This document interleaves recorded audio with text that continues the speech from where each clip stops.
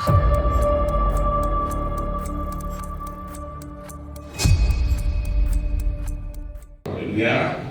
Amin. Silakan dulu dikasih Tuhan. Terima kasih untuk tim musik pemuji. Boleh kasih pos buat mereka dulu. Yes. Thank you.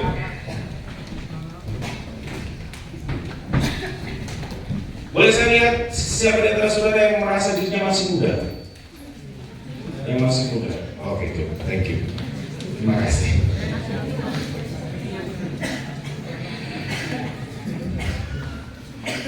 Oke, mari kita buka sesuatu hal. Kita akan belajar how can a young man keep his way pure.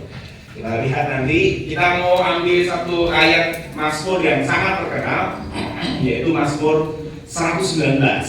Nah, nanti kalau saudara membaca Mazmur 119, saudara harus tahu bahwa kitab Mazmur, Amsal itu disebut sebagai kitab puisi. Artinya kitab puisi itu bisa dilakukan, bisa dibacakan, dan lain sebagainya. Nah, yang menarik bahwa Alkitab kita memberikan sebuah informasi di 119 itu ternyata Mazmur dengan pasal yang mempunyai ayat yang terpanjang.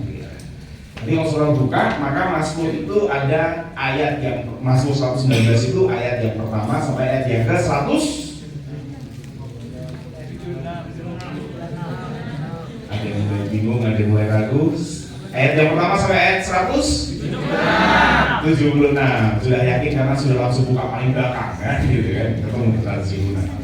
Nah, Mazmur itu diyakini penulis utamanya adalah Daud.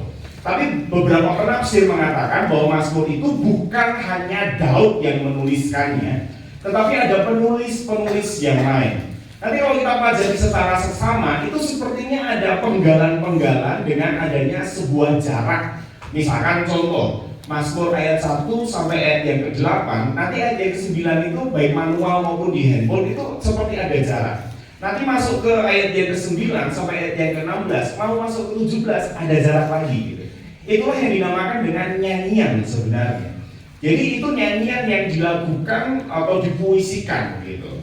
Nah, pada waktu Mazmur 119 itu nanti sekali baca, kita semua membacanya, maka tema besarnya di Mazmur 119 itu adalah kecintaan keunggulan akan firman Tuhan atau Taurat firman Tuhan. Nah, yang menarik ayat yang pertama sampai ayat yang ke-8 dari kitab Mazmur itu menggambarkan, menceritakan kepada kita sebuah rahasia bahwa orang yang mau bahagia, orang yang mau sukses, orang yang mau berhasil itu harus hidup sesuai dengan firman Tuhan. Itu ayat yang pertama, ayat yang ke-8. Jadi ada sebuah kepastian. Kalau dilihat dalam bahasa aslinya itu ada sebuah kepastian orang akan bahagia, orang akan sukses jika hidupnya mempunyai firman Tuhan. Itu kepastiannya begitu. Tapi kemudian waktu masuk ayat yang ke-9, waktu kita masuk ayat yang ke-9, ternyata ada yang menarik di situ bahwa disebutlah satu kelompok, yaitu kelompoknya anak muda. Nah, sekarang kita akan baca bersama-sama. Boleh kita berikan ayat 9 sampai ayat yang ke-16. Mulai ayat yang 9 sampai 12 dulu. Yang bisa melihat kita bisa baca bersama-sama. Itu mari ketika 1, 2, 3. Dengan kata seorang muda mempertahankan kelakuannya bersih, dengan menjaganya sesuai dengan firman-Mu. Dengan segenap hatiku aku mencari Engkau, janganlah biarkan aku menyimpang dari perintah-perintah-Mu. Dalam hatiku aku menyimpan janji-Mu, supaya aku jangan berdosa terhadap Engkau. Terpujilah Engkau ya Tuhan, ajarkanlah ketaatan-ketaatan-Mu kepadaku. Ya, lanjut ayat yang ke-13 sampai 16. 1, 2, 3. Dengan bibirku aku menceritakan segala hukum yang Kau ucapkan, atas petunjuk peringatan-peringatan-Mu aku bergembira, seperti atas segala harta. Aku hendak merenungkan kitab-kitab-Mu dan mengamati jalan-jalan-Mu. Aku akan bergema dalam ketetapan-ketetapan-Mu, firman-Mu tidak akan kulupakan. Yes, sampai di situ. Nah, ada sebuah pertanyaan yang penting. Boleh ditampilkan slide berikutnya. Sebenarnya siapa yang dimaksudkan anak muda di situ gitu. Sehingga Mazmur harus berhenti sejenak setelah dia menjelaskan betapa pentingnya jaminan satu kehidupan orang yang punya firman, tidak hidup dengan orang fasik, pasti berhasil, pasti bahagia. Kok tiba-tiba di ayat yang ke-9 dimunculkan satu kelompok namanya kelompok muda. Dengan apakah seorang anak muda mempertahankan hidupnya tetap bersih? Jadi ada sebuah pertanyaan di situ, dan kemudian saya menanyakan secara pribadi, sebenarnya anak muda ini siapa? Sehingga pemazmur itu tertarik dan kemudian membuat sebuah tulisan dan menaruh di sana ada seorang muda di sana. Nah, mari kita lihat sebenarnya siapa anak muda. Kalau kita lihat informasi dari Alkitab, next slide boleh. Maka menurut Amsal 20 ayat 29 kita baca bersama-sama 1, 2, 3. Biasa orang muda ialah kekuatannya dan keindahan orang tua ialah uban. Yes. Makanya kalau kita sudah beruban berarti menunjukkan bahwa ya, terima kasih. Sehingga kemarin kita datang ke Semarang dan pulang jam 12 malam bukan karena kita sedang mendukung orang tua, bukan. Karena memang pigmen rambutnya gangguan aja sehingga semuanya sudah putih. Tidak ada keterpaksaan untuk kita memilih siapa, berkenaan dengan undangan aja maka kita hadir di sana semalam, kan begitu. Rambut memang tidak menentukan karena ada beberapa tipe rambut tertentu itu anak muda sudah gangguan pigmen juga ada gitu. Tapi yang menarik, informasinya adalah begini. Hiasan orang muda ialah kekuatannya. Jadi ketika saudara merasa diri saudara orang muda, maka hiasannya kita adalah kekuatan.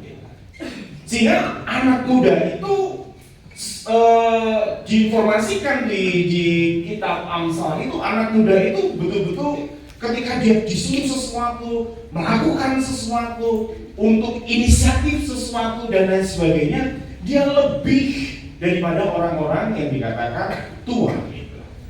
Kenapa? Karena kekuatannya luar biasa. Sehingga kemudian lanjut, dimanapun negara yang memiliki namanya bonus demografi, yaitu bonus yang dimana sebuah wilayah negara usia anak mudanya lebih banyak di sana, maka ada kecenderungan, ada potensi yang besar negara itu akan maju dan negara itu akan berkembang. Nah, ini data sensus tahun 2020 bahwa yang seusianya 50 sampai 70-an, 50 itu mulai di sini siapa? Saya belum kepala 5. Berarti Pak Kalis dan lain sebagainya, itu hitungannya hanya 11,56%.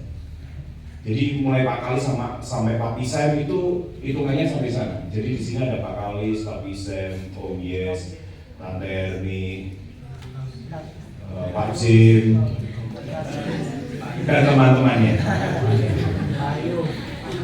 Untuk data 2020 hanya 11,56%. Itu yang disebut sebagai generasi baby boomers. Dan yang menarik, generasi saya, generasi X yang 40-an ya, saya, Bu Betty, Pak Arif dan 40 belum? Oh, puji Tuhan sudah. Puji Tuhan sudah. 21,88% per 2020 ya, datanya diambil 21 Januari 2021. Milenial, Gen Z, post Gen Z itu kalau ditotalkan itu sudah hampir 60%, hampir 70%. Itu yang disebut sebagai generasi anak muda. Makanya semalam itu kita tuh sampai dikasih line sendiri, dikasih tempat sendiri, yang dimana tempat itu namanya generasi Z dan generasi milenial. Itu sampai kita dikasih tempat, dikhususin sendiri gitu, untuk menunjukkan bahwa generasi Z itu generasi yang perlu diperhitungkan. Meskipun semalam sebenarnya acaranya cuma ya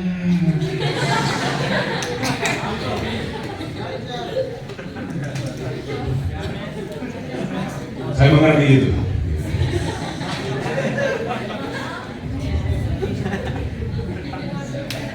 Kami rela menunggu sampai jam 12 hanya gara-gara acara itu saja sebenarnya.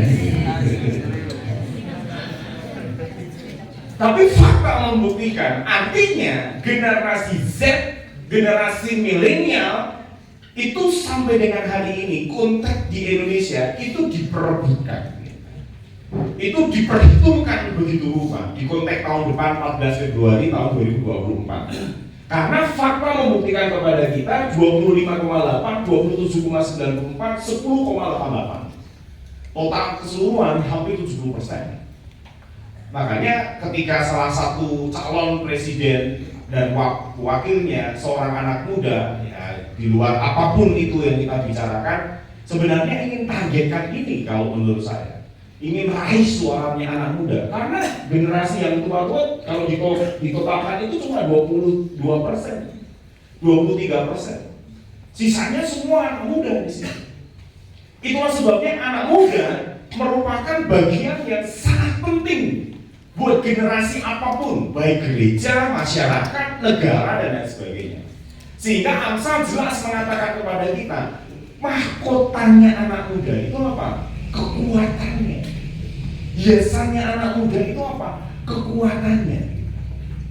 Tapi ini seperti paradoks, seperti dua hal yang bertentangan. Ketika penulis yang sama, penulis Amsal, setelah dia membeberkan bagaimana anak muda itu punya hiasan kekuatannya, tapi kemudian yang terjadi adalah penulis yang sama memberikan informasi tentang anak muda. Next slide.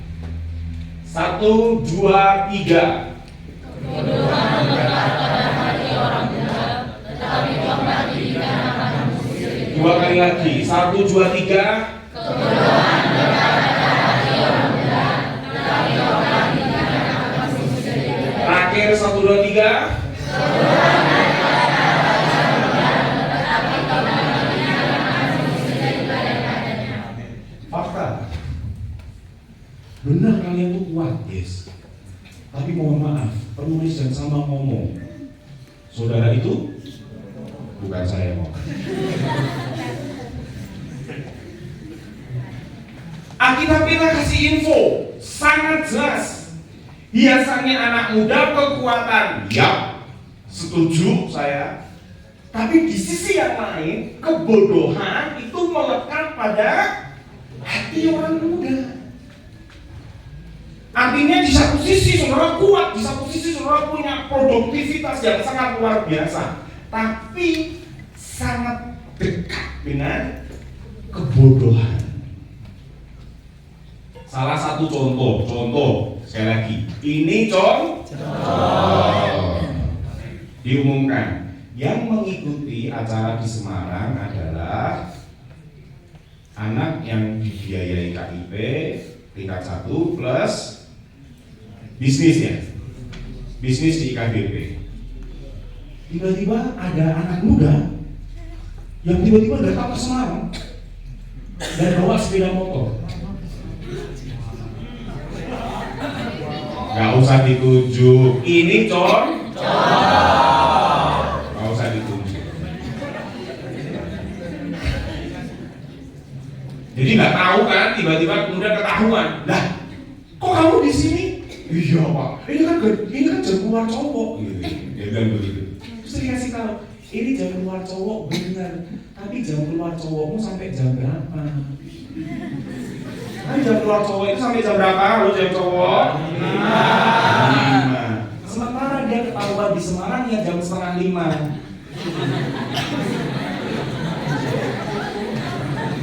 Sesuatu yang mungkin nggak Semarang Tawangmangu setengah jam? Artinya anak muda itu bodoh.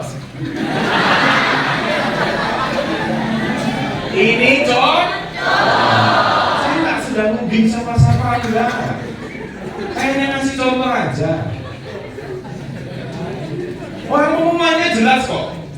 Pengumumannya itu nggak ditambah dan dikurang. Yang ikut, yang KIP. Tingkat 1 yang nggak KIP pun ada yang nggak ikut akhirnya.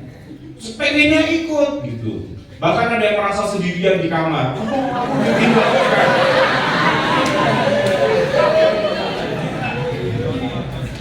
Artinya dia memilih untuk pinter kan? Dia taat gitu maksudnya. Makanya tiba-tiba waktu dilihat di jam 4:30, dua cowok yang tidak terdaftar di list itu, dan dia bilang ini jam keluar cowok, sangat tidak mungkin 4:30 sampai ke Tawangmangu dalam hitungan setengah jam. Sehingga kemudian Pak James WA saya, Pak Anto, lihat dua orang ini, nanti tolong ketemu dengan Pak Anto. Siap. Dengan kata lain, tunggu saya saja nanti, Kak James. Inilah bodohnya anak muda. Bukan yang itu tadi, maksud bukan, udah tidak kontak, udah.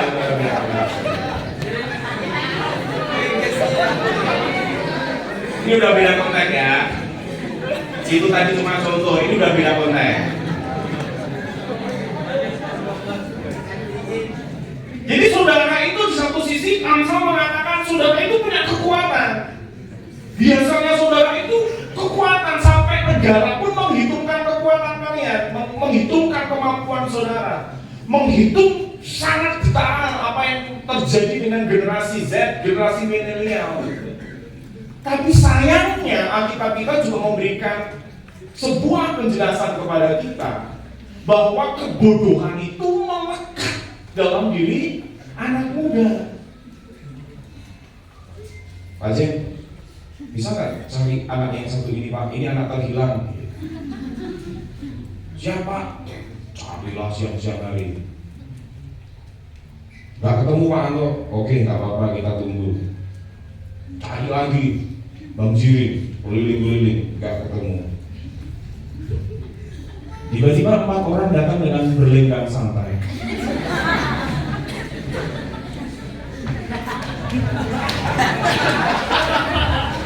Dari mana?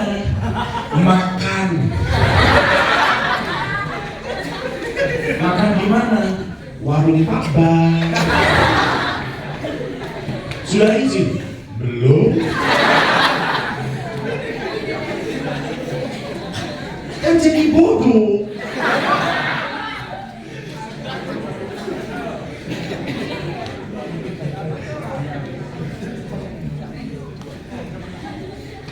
Betul, saudara punya produktivitas yang luar biasa.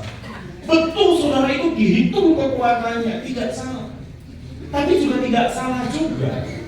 Ada sekian banyak yang dimana Alkitab kita mengatakan anak muda itu identik dan sangat dekat dengan yang namanya kebodohan.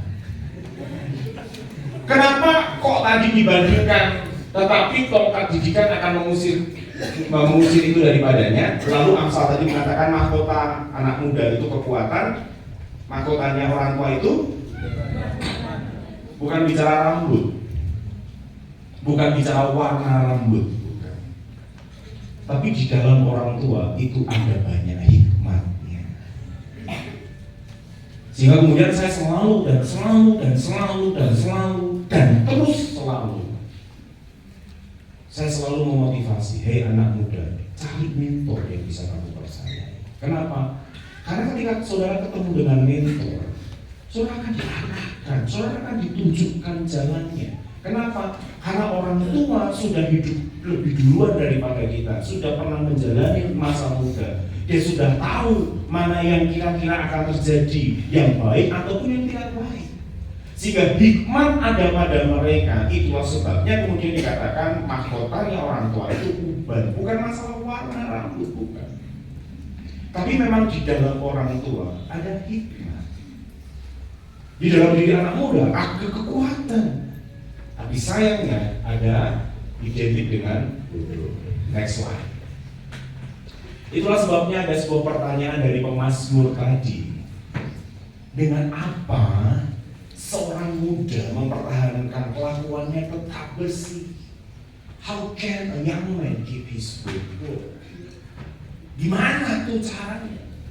Supaya potensinya nampil, supaya potensinya tetap keluar, tapi dia tetap bersih dari kelakuannya. Dia tetap tidak bodoh, tapi dia tetap tahu apa yang dijalani dalam kehidupannya.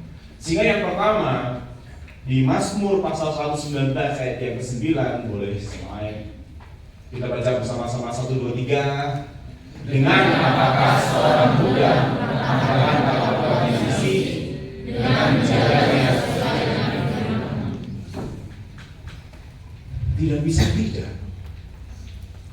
Rahasianya memang pertama itu. Makanya ketika nanti saudara membaca 119 ayat yang pertama sampai 176, isinya semuanya hampir kalau nggak salah hanya 2 atau 3 ayat yang tidak secara langsung menyebut tentang Taurat Tuhan atau firman Tuhan. Tapi ayat yang pertama sampai ayat 176 hampir keseluruhannya bilang titahmu, perintahmu, Tauratmu, firmanmu, petunjukmu, selalu begitu. Sehingga kitab Mazmur 119 adalah kitab keagungan tentang firman Tuhan. Itulah kemudian Nabi Esra kemudian seorang yang ahli kitab, dia mengatakan begini, bahwa aku akan mempelajari dan mengajarkan ketetapan-ketetapanmu, karena ini memang rahasianya persis seperti Mazmur 119 ayat yang pertama sampai ayat yang ke-8, bagaimana kunci seseorang akan berhasil, seseorang akan sukses ketika dia punya yang namanya firman Tuhan.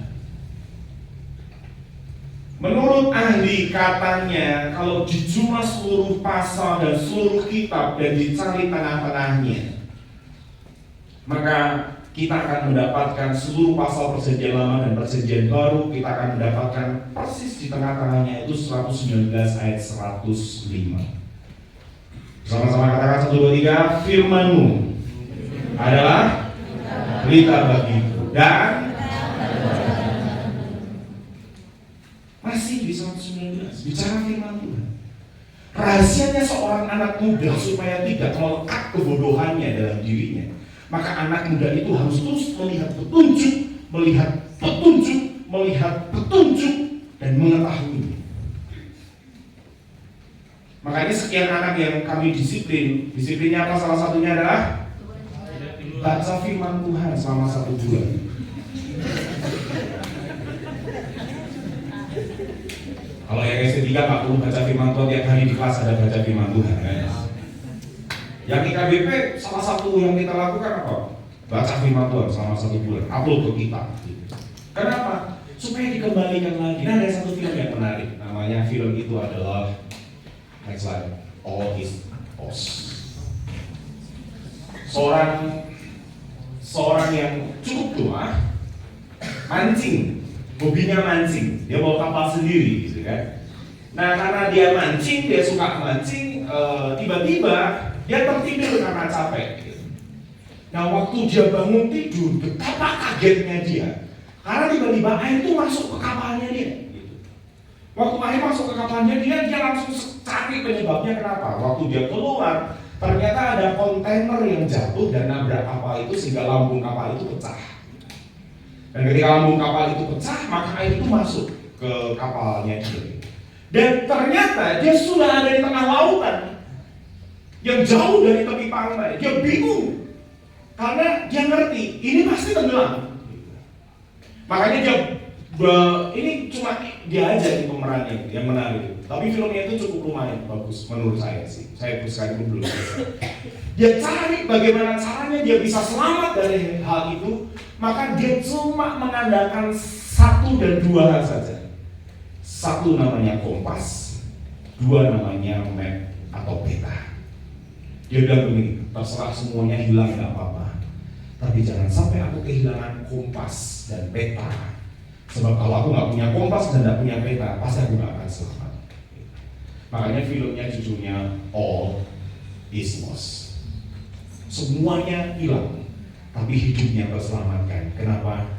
Dia masih simpan peta, dia masih simpan kompas. Dan akhirnya diceritakan secara singkat, orang tua ini selamat hanya gara-gara kompas dan peta yang masih dia pegang. Dia kehilangan semua, kapalnya hilang, harta bendanya hilang, semuanya hilang. Tapi dia terselamatkan hanya karena kompas dan peta yang dia punya. Apa yang tidak boleh hilang dalam diri kita? Firman. Apa yang tidak boleh hilang dalam kehidupan kita? Map. Apa yang tidak boleh hilang dalam kehidupan kita? Kompas. Dan apa itu? Firman. Itulah firman Tuhan mengajarkan kepada kita dengan apakah seorang muda mempertahankan hidupnya untuk tetap suci, tetap kudus, tetap benar di hadapan Allah. Maka mau tidak mau Alkitab kita mengatakan kepada kita dengan menjaganya sesuai dengan firman. Sehingga sesederhana ini sebenarnya ketika seseorang melakukan pelanggaran, di antara mereka pertanyaan yang pertama yang sering kali kita bertanya, kapan terakhir kamu baca firman? Kapan terakhir kamu punya hubungan intim dengan Tuhan? Kapan kamu terakhir? Maka jawaban dengan jujur mereka berkata, 3 bulan yang lalu terakhir saya membaca firman Tuhan. 1 tahun terakhir saya membaca firman Tuhan. Sehingga hidupnya hilang. Kenapa hilang? Gak ada kompasnya lagi, gak ada mapnya lagi, sehingga arah hidupnya gak jelas mau kemana, mau ke kanan, mau ke kiri, ngikuti kehendak Tuhan atau bukan, sudah gak jelas lagi. Standar moralitasnya mulai terbayang-bayang, mulai ada bayangan karena memang tidak punya kompas. Dia terkah hidupnya sendiri aja. Dia punya potensi dalam dirinya sendiri saja yang kemudian dia berkata, ini jalan yang aku pilih. Itulah sebabnya yang tidak boleh hilang dalam hidup saudara, satu-satunya dalam hidup saudara, petunjuk firman Tuhan yang harus saudara pertahankan dalam hidup saudara. Saya senang dengan kami punya grup namanya BIMAK, Bimbingan Akademi.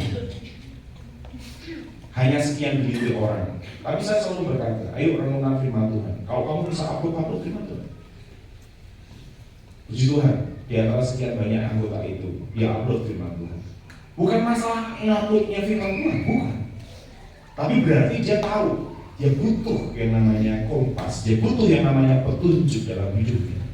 Sehingga dia harus tahu dan dia harus membacanya setiap hari dalam hidupnya. Berapa kali saya menceritakan kisah tentang Nono yang masih ingat. Nono, anak kelas 1 SD yang mengalahkan 3.000 perwakilan di seluruh dunia. Dan dia dari wakil Indonesia, dan dia juara 1. Di media televisi apa saja yang saya ikuti, anak NTT ini ditanyai, rahasiamu apa Tono? Kok kamu itu selalu bisa melakukan ini, melakukan itu, dan kamu bahkan menang di juara perlombaan? Jawaban yang sama, Nono berkata demikian. Bapakku itu tukang bangunan, ibuku itu cuma pekerja biasa. Tapi bapak dan ibuku selalu ngajari aku untuk membaca firman Tuhan. Dan firman Tuhan itu yang kemudian membuat Nono terus belajar. Kelas 1 SD dikirim untuk perwakilan Indonesia 3.000 anak. Dikalahkan sama Nono. Dan rahasianya menurut Nono karena dia selalu membaca firman Tuhan. Sekolah kita berdiri tahun 1968. Ada yang mengatakan 1967. Mana kebenarannya biar nanti kita proses bersama-sama. Tapi kalau tidak salah, tahun 1970 Papi Sam, Mami Carol dapat petunjuk, dapat perintah dari Oma Walker untuk mengambil salah satu anak. Dan anak itu menjadi cikal bakal panti asuhan Silo. Panti asuhan Silo sekarang sudah berumur 50 tahun. Dan sejak panti asuhan itu berdiri sampai di tahun 2023, setiap tahun mereka harus menghabiskan pembacaan Alkitab mereka dari Kejadian sampai Wahyu. Setiap tahun. Sampai dilakukan sampai dengan hari ini. Dan siapa saja alumni mereka, ada yang menjadi pegawai negeri, ada yang menjadi PNS, sama aja ya PNS sama pegawai negeri. Ada yang menjadi pengusaha, ada yang menjadi bukan karena apa-apa. Tahu kan anak panti asuhan? Anak panti asuhan itu berarti kan orang tuanya mungkin tidak mampu diasuh, atau mungkin memang tidak punya bapak ibu diasuh. Artinya mereka tuh punya keterbatasan ekonomi, mereka punya keterbatasan segala macam untuk mendidik dan lain sebagainya. Tapi di panti asuhan Silo itu rahasianya cuma satu: baca firman Tuhan, selesaikan. Baca firman Tuhan, selesaikan. Dan itu kunci sungguh-sungguh keberhasilan seseorang. Sama, yang tidak boleh hilang dalam kehidupan kita, kompas, yaitu firman Tuhan. Itu yang pertama. Yang kedua, masih di 119, next slide, ayat yang ke-10. Kita baca bersama-sama. 1, 2, 3.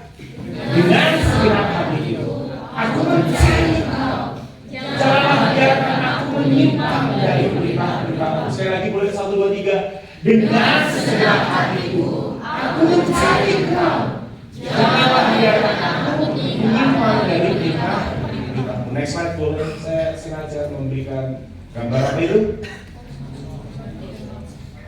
Hati yang kosong. Sebenarnya ini sudah disinggung cukup clear, cukup jelas sama Pak Heru, papanya Kenny L. Seseorang yang hatinya kosong, ya dia mencoba cari untuk diisi. Gimana cara mengisinya? Ya banyak hal. Ada yang ngisi dengan cinta, ada yang ngisi dengan pacar, ada yang ngisi dengan tugas, ada yang ngisi dengan makan, ada yang ngisi dengan segala macam. Tapi kalau kita lihat di ayat yang ke-9 tadi, bahwa ketika Mazmur mengatakan kepada kita, dengan segenap hatiku aku mencari Engkau, janganlah biarkan aku menyimpang dari perintah-perintah-Mu. Berarti ada sebuah kerinduan yang dalam untuk kita harus punya hubungan intim dengan Tuhan. Yang pertama, bagaimana anak muda menjaga kemurnian hatinya, kesucian hidupnya. Petunjuk Tuhan tidak boleh saudara lupakan atau hilangkan. Yang kedua, carilah hubungan yang intim dengan Tuhan. Meskipun sebatas perintah. Anak-anak IKBP yang cowok, yang cewek, habis makan, ayo masuk kamar semua dulu. Ambil waktu untuk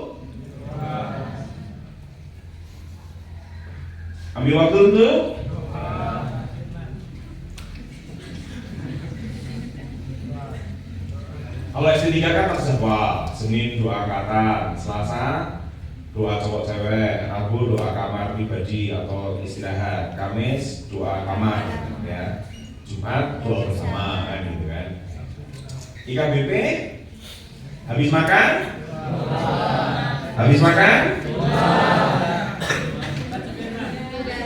haleluya.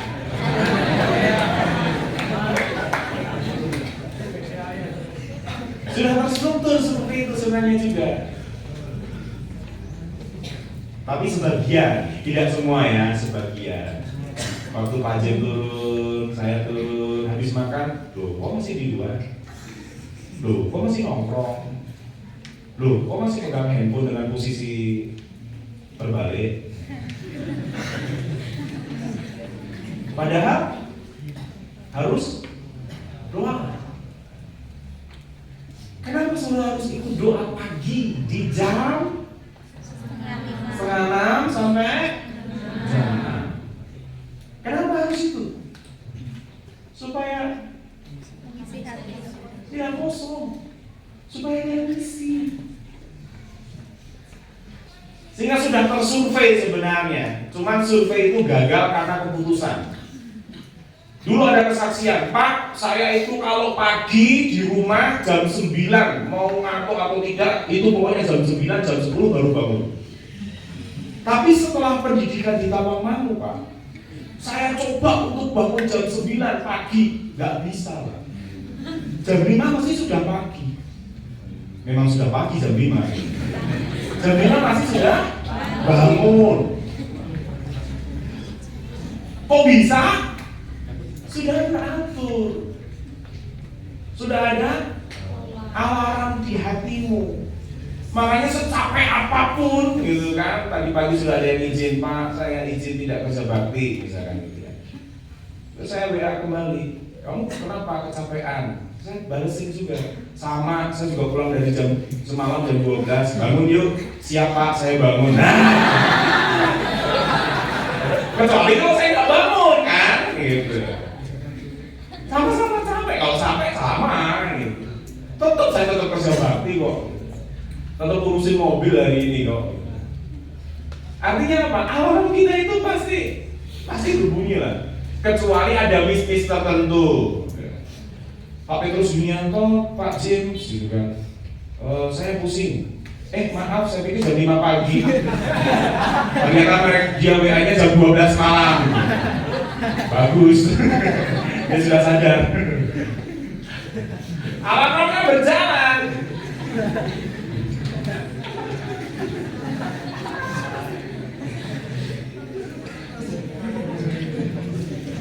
Alarmnya ada. Jadi setiap pagi saudara sudah komitmen apapun. Ya kalau saudara masih di asrama mau komitmen apapun saudara akan dengar sirene kan. Oh, Pak datang tuh, udah bangun. Kecuali hari ini aja jangan ada bunyi gitu, karena saya langsung pegang mobil karena udah jam 6. Kenapa?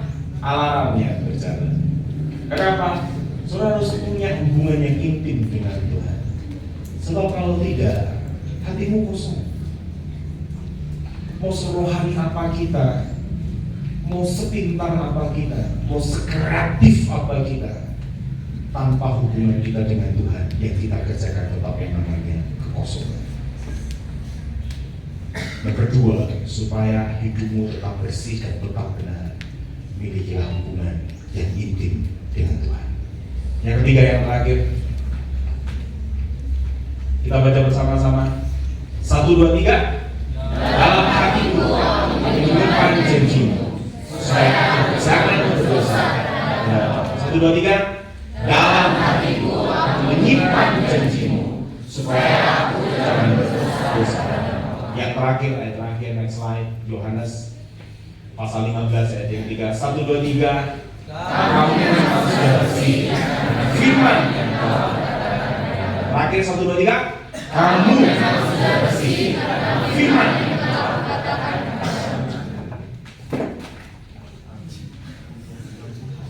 Jangan lupakan janji Tuhan yang ketiga. Janji itu sesuatu yang jauh di sana. Itulah sebabnya Ibrani mengatakan kepada kita, iman adalah dasar dari segala sesuatu yang kita harapkan. Yang ada janji di sana. Supaya kamu tidak berbuat dosa, ingatlah janji Tuhan akan hidup saudara. Janji Tuhan akan hidup saudara, saya akan jadi orang yang berhasil. Janji Tuhan dalam hidup saudara, saya akan menjadi kepala dan bukan ekor. Janji Tuhan dalam hidup saudara, saya akan naik dan tidak turun. Janji Tuhan dalam hidup saudara itu yang membuat saudara tetap mempertahankan hidup bersih, supaya saudara tidak berdosa, karena firman yang saudara baca, firman yang saudara renungkan membersihkan hidup saudara. Kamu memang sudah bersih karena firman yang telah kukatakan kepadamu. Jagalah janji Tuhan, peliharalah firman Tuhan, maka hidup saudara yang anak muda yang identik dengan kekuatan tapi melekat kebodohan di situ, kiranya firman Tuhan selalu menolong kita. Amin. Saya akan pemain musik masuk ke depan.